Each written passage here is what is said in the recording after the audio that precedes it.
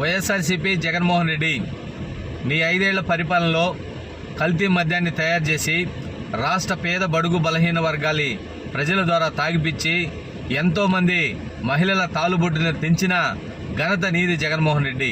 ఈరోజు కూటమి ప్రభుత్వం వచ్చింది.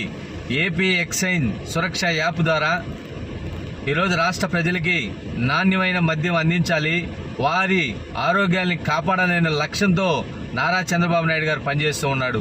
నువ్వేం మాట్లాడతావు? మద్యం షాపులన్నీ కూడా టీడీపీవి, కూటమి ప్రభుత్వానివి. దొంగ చేతికి తాళాలు ఇచ్చి ఈరోజు QR కోడ్లు ఏదో చెప్తున్నారని చెప్పి నువ్వు నంగనాచి మాటలన్నీ మాట్లాడుతున్నావు జగన్మోహన్ రెడ్డి. ఈరోజు బ్రాందీ షాపుకి పో, నువ్వే ఒక క్వార్టర్ తీసుకో, దాన్ని QR కోడ్ని స్కాన్ చేయి. ఈ బాటిల్ ఎక్కడ తయారైంది, ఏ షాప్కి వచ్చింది, ఆ షాప్ నుంచి ఏ బ్రాందీ షాప్కి వచ్చింది, నీకు మొత్తం డీటెయిల్స్ ఉంటుంది. ఇంకోటి కూడా, నీకు ఈ బాటిల్ కల్తీ బాటిల్ అని తెలిస్తే నువ్వు వెంటనే QR కోడ్ స్కాన్ చేయి. ఇది దొంగ మద్యం బాటలా, ఇది నిజాయితీగా ఉన్న బాటల్ అని కూడా తెలిసిపోద్ది.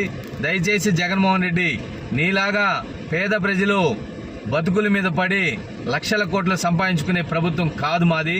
కూటమి ప్రభుత్వం అంటే నిజాయితీ గల ప్రభుత్వం.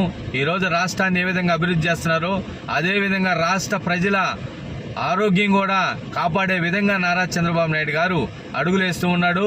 నువ్వెన్ని కలబుల్లి మాటలు చెప్పినా ఈ రాష్ట్ర ప్రజలు నీ మాటలు నమ్మరు కాక నమ్మరు జగన్మోహన్ రెడ్డి.